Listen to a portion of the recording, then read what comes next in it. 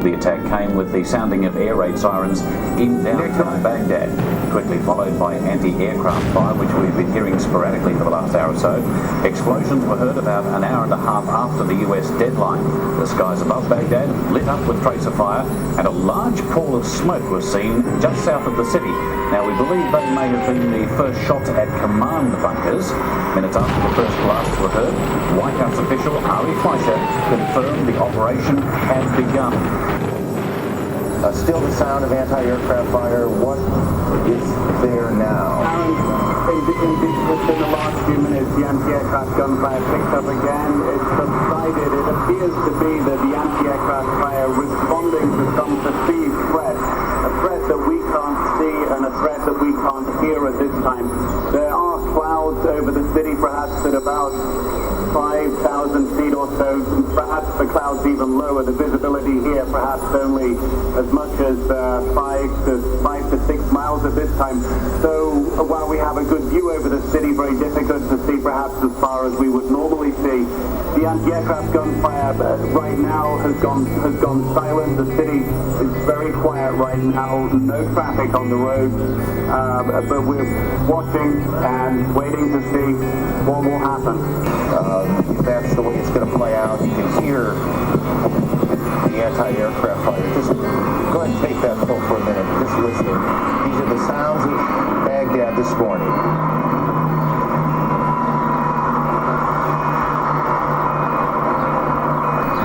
The president will speak to the country in about 7 minutes or so, and a lot of what we have been trying to sort out for the last 20, 25 minutes or so will become much clearer. But there is no question that the campaign is on, that this long buildup, these months of negotiations has now ended this night in war.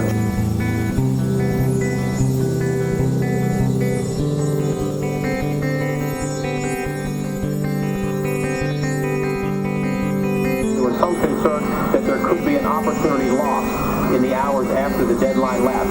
What that opportunity is remains a mystery to us. Perhaps the president will fill us in, but we are told that is why the president stayed close by, even though he did go to the residence for a little bit. His entire senior staff is here, including the speechwriting staff, the vice president, and the national security team on hand.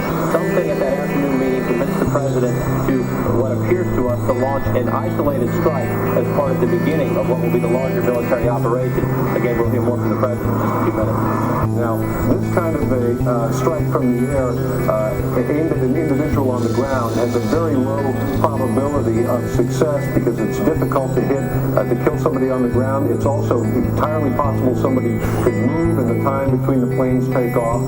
But apparently it was felt that this was a target of opportunity that could not be passed up. At that point, the U.S. believed he was fair game. I'm assuming here that the thinking was it was worth a shot. If they had intelligence that could possibly take him out, they'd go ahead and try. But again, this is a limited strike aimed at a leadership target of opportunity, and at this point, the full-blown war, the so-called shock and awe with thousands of cruise missiles and bombs, has not yet taken place and may not take place for another day or so. Does it resonate to you at all that having now made this attack, having the President of the United States gone on to indicate that this is on, that we still may be 24, 48 hours or so away from the shock and awe, as Pentagon planners have described it, of this war? We're in the phase now where we're flying and we've got reconnaissance and we're striking around Baghdad. One of the things we learned in Operation Allied Force in Kosovo was that you have to be over the target. You have to try to elicit the responses from the target. You want his radars on, his communications on. You want to pick up that. So a day or two of juking and feinting and going in and out and putting the pressure on pays psychological dividends. It gives more opportunity for reconnaissance.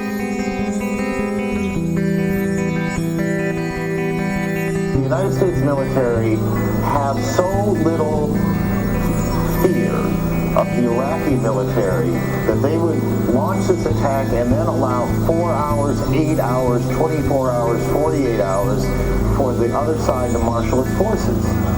Is it likely that there are American and British units in the deserts of Kuwait who do not yet know what has happened so far tonight?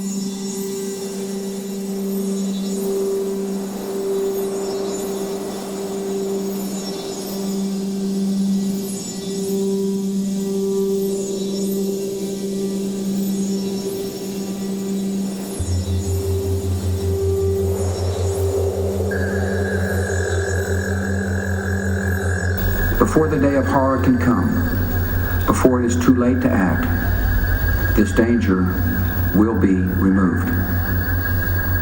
The United States of America has the sovereign authority to use force in assuring its own national security. That duty falls to me as Commander-in-Chief. By the oath I have sworn, by the oath I will keep. It is not too late for the Iraqi military to act with honor and protect your country by permitting the peaceful entry of coalition forces to eliminate weapons of mass destruction. Our forces will give Iraqi military units clear instructions on actions they can take to avoid being attacked and destroyed. I urge every member of the Iraqi military and intelligence services, if war comes, do not fight for a dying regime that is not worth your own life. And all Iraqi military and civilian personnel should listen carefully to this warning. In any conflict, your fate will depend on your actions. Do not destroy oil wells, a source of wealth that belongs to the Iraqi people. Do not obey any command to use weapons of mass destruction against anyone, including the Iraqi people. War crimes will be prosecuted. War criminals will be punished. And it will be no defense to say, I was just following orders. Should Saddam Hussein choose confrontation, the American people can know that every measure has been taken to avoid war, and every measure will be taken to win it. Americans understand the cost of conflict because we have paid them in the past. War has no certainty except the certainty of sacrifice. Yet the only way to reduce the harm and duration of war is to apply the full force and might of our military, and we are prepared to do so. If Saddam Hussein attempts to cling to power, he will remain a deadly foe until the end. In desperation, he and terrorist groups might try to conduct terrorist operations against the American people and our friends. These attacks are not inevitable. They are, however, possible.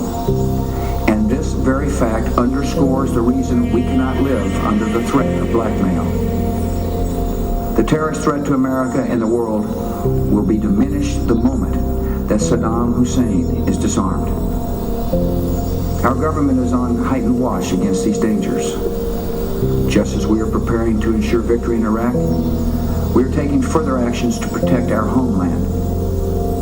In recent days, American authorities have expelled from the country certain individuals with ties to Iraqi intelligence services.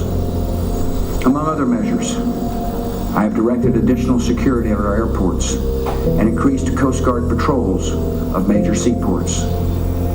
The Department of Homeland Security is working closely with the nation's governors to increase armed security at critical facilities across America.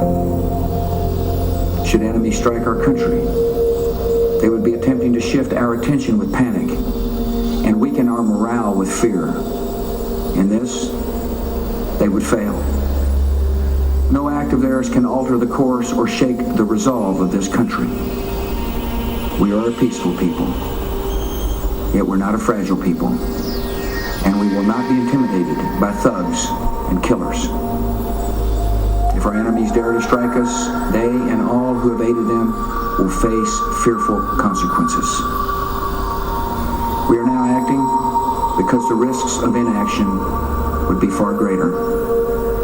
In 1 year or 5 years, the power of Iraq to inflict harm on all free nations would be multiplied many times over. With these capabilities, Saddam Hussein and his terrorist allies could choose the moment of deadly conflict when they are strongest. We choose to meet that threat now, where it arises, before it can appear suddenly in our skies and cities. The cause of peace requires all free nations to recognize new and undeniable realities. In the 20th century, some chose to appease murderous dictators whose threats were allowed to grow into genocide and global war. In this century, when evil men plot chemical, biological, and nuclear terror, a policy of appeasement could bring destruction of a kind never before seen on this earth. Terrorists and terror states do not reveal these threats with fair notice in formal declarations. And responding to such enemies only after they have struck first is not self-defense, it is suicide.